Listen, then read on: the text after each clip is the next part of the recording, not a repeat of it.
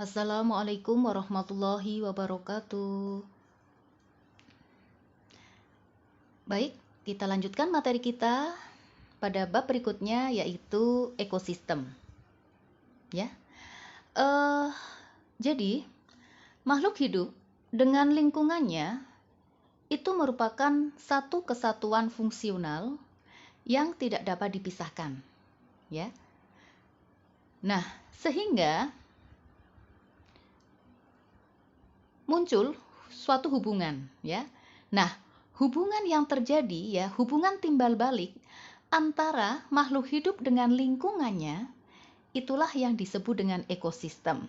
Atau ya, pada bab 2 seperti yang ada di LKS, ya, itu interaksi antara makhluk hidup dengan lingkungannya, ya. Ada interaksi antara makhluk hidup dengan lingkungannya, itu disebut dengan ekosistem atau hubungan timbal balik antara makhluk hidup dengan lingkungannya, ya. Itulah ekosistem, ya.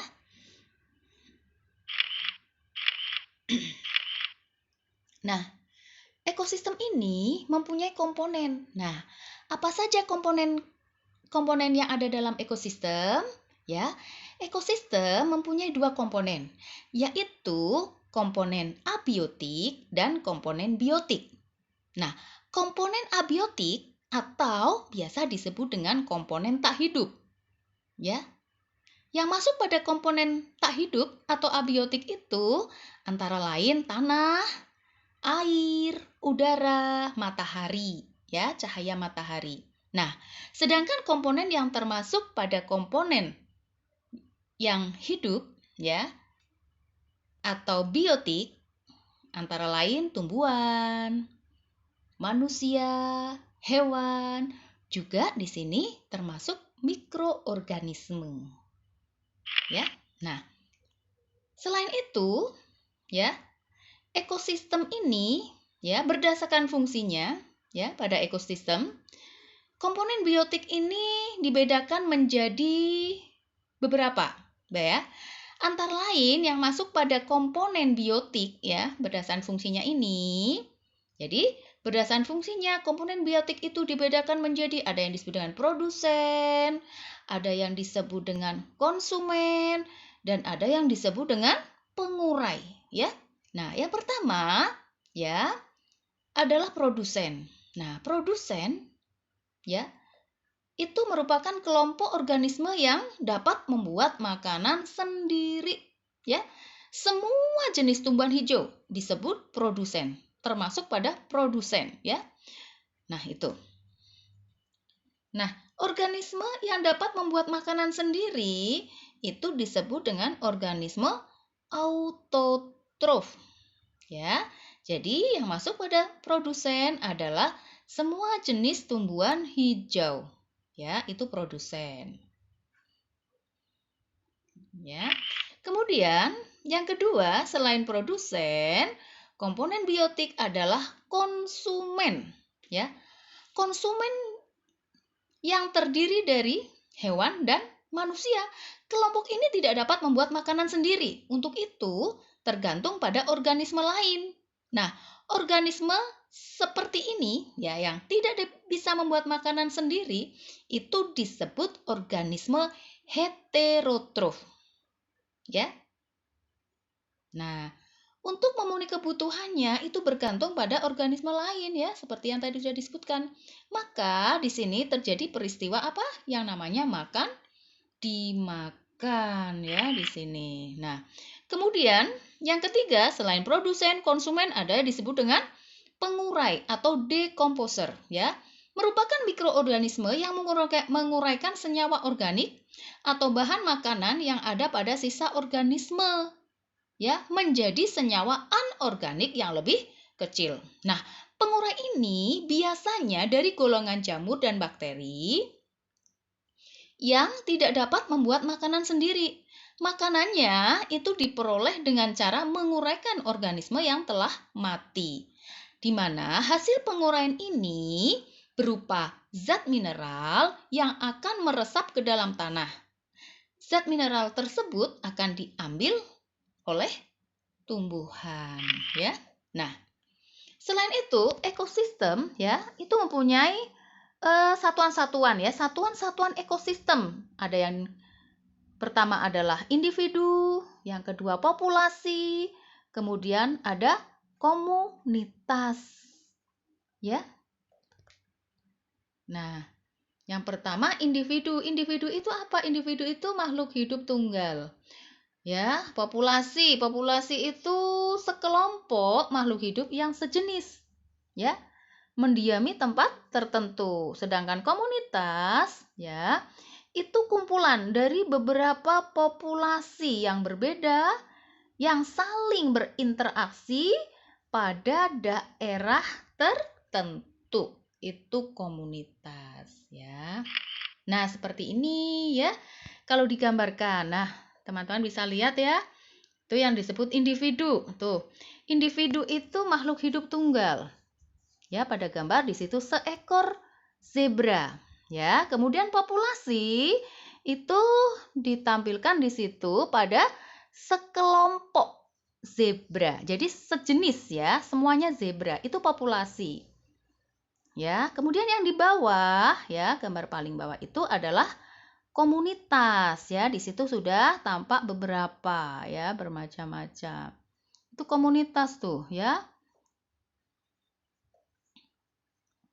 Baik, kita lanjutkan. Nah, ada keseimbangan ekosistem ya. Ekosistem yang seimbang itu adalah ekosistem yang komponen penyusunnya memiliki komposisi yang seimbang. Nah, komposisi seimbang ini bukan berarti jumlahnya sama, ya. Itu disebut ekosistem yang seimbang, ya. Nah, misalnya pada waktu musim hujan, jumlah rumput, ya ingat rumput ini tumbuhan hijau, maka disebut rumput adalah produsen ya. Di suatu padang rumput meningkat ya. Misalnya pada waktu musim hujan, jumlah rumput di suatu padang rumput meningkat sehingga dapat mencukupi kebutuhan makan populasi rusa. Nah, ketika musim kemarau, jumlah rumput berkurang, ya kan? Sehingga menyebabkan jumlah rusa juga menurun. Nah, apabila perubahan komposisi ini terjadi secara seimbang dari waktu ke waktu, maka ekosistem itu dikatakan seimbang dan dapat bertahan lama. Ya. Nah, hubungan antar komponen ekosistem ya. Hubungan antara komponen ekosistem ini yang pertama adalah hubungan antara komponen biotik dan komponen abiotik ya. Hubungan antara komponen biotik dengan abiotik. Nah, keberadaan komponen abiotik dalam ekosistem sangat mempengaruhi komponen biotik. Ya kan? Tadi komponen biotik misalkan tanah, ya kan? Udara, cahaya matahari ya. Itu sangat mempengaruhi komponen biotik. Nah, misalkan nih, tumbuhan dapat hidup baik apabila lingkungan memberikan unsur-unsur yang dibutuhkan tumbuhan tersebut. Contohnya air, udara, cahaya, dan garam-garam mineral. Begitu juga sebaliknya, komponen biotik sangat mempengaruhi komponen abiotik, yaitu tumbuhan yang ada di hutan sangat mempengaruhi keberadaan air, sehingga mata air dapat bertahan, tanah menjadi subur. Tetapi, apabila tidak ada tumbuhan, air tidak dapat bertahan, sehingga dapat menyebabkan longsor dan menjadi tandus.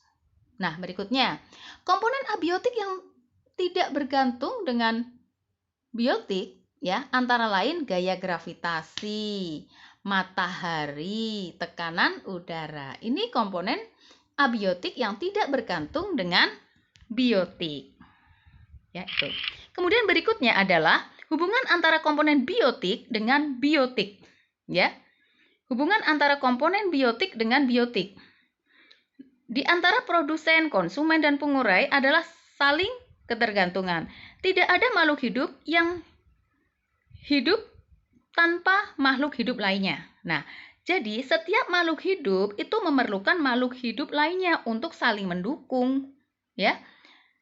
Untuk saling mendukung kehidupan baik secara langsung maupun tak langsung. Nah, hubungan yang berikutnya adalah hubungan antara komponen biotik dengan komponen biotik.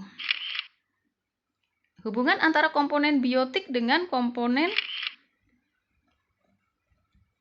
biotik. Baik ya, kita lanjutkan. Nah, di sini kita akan melanjutkan hubungan komponen biotik dengan komponen biotik. Sudah. Kita ke hubungan saling ketergantungan antar produsen, konsumen, dan pengurai. Yang pertama adalah rantai makanan. Ya, teman-teman bisa lihat gambar di bawah ya. Itu rantai makanan merupakan peristiwa makan dan dimakan dalam suatu ekosistem dengan urutan tertentu. Ya.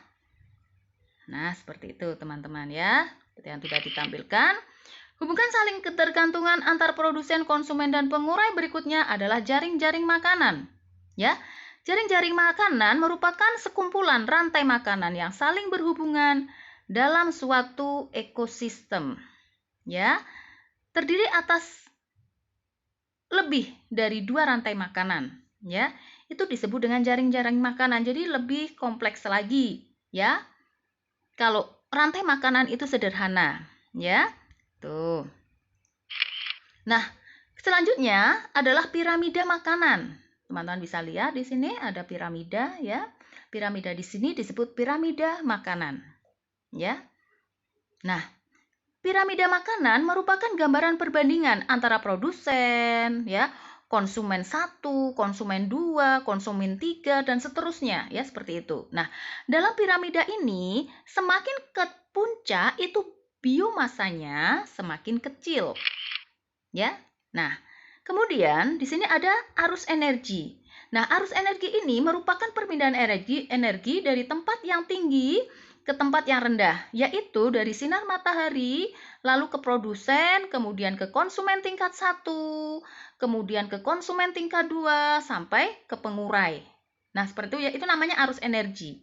Nah, sedangkan mineral itu membentuk siklus. Nah, energi yang dilepas sangat kecil karena setiap organisme membutuhkan energi dalam memenuhi kebutuhannya, ya, seperti itu. Nah, kemudian siklus energi bagaimana? Siklus energi ini merupakan perpindahan dari tempat satu ke tempat yang lainnya, akhirnya akan kembali ke tempat zat itu berasal, ya. Contoh siklus energi itu seperti pada gambar, ya. Seperti itu. Nah, bagaimana interaksi antar organisme? Nah, interaksi antar organisme ini antara lain yang pertama adalah netralisme atau hubungan netral, ya. Hubungan netral yaitu hubungan yang tidak saling mempengaruhi, tidak memengaruhi, ya. Itu hubungan yang netral, tidak saling memengaruhi. Ya, contohnya apa? Contoh hubungan netral ini antara lain, ya, hubungan antara kambing dan ayam yang dipelihara manusia dalam kandang yang berdekatan. Tidak saling mempengaruhi ya. Antara ayam yang berada di kandang dengan kambing, ya. Tuh, mereka hidup tidak saling mempengaruhi. Ya, seperti itu. Nah, hubungan yang selanjutnya adalah hubungan simbiosis. Hubungan simbiosis yaitu hubungan saling mempengaruhi antara dua organisme. Di mana hubungan simbiosis ini ada 3, yaitu simbiosis mutualisme, simbiosis komensalisme, dan simbiosis parasitisme. Nah, simbiosis mutualisme itu bentuk interaksi di mana kedua pasangan yang saling berinteraksi ini saling menguntungkan. Contohnya, penyerbukan ya yang dilakukan oleh serangga. Nah, hubungan berikutnya adalah simbiosis komensalisme. Nah, pada komensalisme, ini interaksi yang saling menguntungkan itu pada satu organisme, tetapi ya tidak mempengaruhi pada yang lain. Interaksi yang saling menguntungkan satu organisme tetapi tidak berpengaruh pada yang lain. Contohnya apa? Ya, pada tanaman anggrek yang tumbuh pada tumbuhan inangnya, ya, itu komensalisme. Kemudian yang ketiga adalah simbiosis parasitisme. Hubungan di antara dua organisme, yang satu sebagai parasit dan yang lain sebagai inang. Parasit memperoleh keuntungan dan dari kehidupan bersama ini dengan mendapatkan bahan makanan, sedangkan inang tertekan atau dirugikan. Ya. Nah, contoh hubungan ini misalkan pada tumbuhan beluntas, ya. Tumbuhan beluntas dengan tali putri. Itu. Ya. Nah, kemudian ya, yang ketiga adalah hubungan kompetisi. Nah, kalau pada hubungan kompetisi ini terjadi ya. Hubungan kompetisi ini terjadi jika dalam suatu ekosistem terdapat ketidakseimbangan, misalnya kekurangan air ya, kekurangan makanan, kemudian pada saat pasangan kawin ya, itu. Nah, hubungan kompetisi dapat terjadi antara individu-individu dalam satu spesies maupun individu-individu yang berbeda spesies. Nah, contoh hubungan kompetisi yang berbeda spesies antara lain ya, hubungan antara banteng dan rusa yang menempati padang rumput yang sama ya. Tuh. Kemudian contoh hubungan kompetisi dalam satu jenis ya yang sama. Contohnya ya, pada persaingan antara pejantan kumbang badak untuk memperebutkan betina. Nah, ketika musim kawin. Nah, itu ya. Kemudian hubungan yang terakhir ada hubungan predasi atau predator ya. Hubungan predasi yaitu hubungan antara organisme yang memangsa dan organisme yang dimangsa. Nah, contohnya adalah hubungan antara rusa dengan singa. Meskipun tampaknya kejam, hubungan predasi diperlukan untuk mengendalikan jumlah populasi mangsa. Ya, kalian tentu tahu ya, teman-teman tentu tahu bahwa rusa dapat berkembang biak dengan cepat. Nah, jika sebagian populasi rusa tidak dimakan oleh singa, maka rusa-rusa itu dapat kekurangan makanan. Nah, itu saja teman-teman pertemuan kita pada hari ini. Ya, semoga bermanfaat. Silahkan diikuti, dipelajari ya, dipahami. Ya, semoga bermanfaat. Semoga kalian bisa menambah ilmu teman-teman semua. Sekian dari Ibu. Billahi taufiq wal hidayah. Assalamualaikum warahmatullahi wabarakatuh.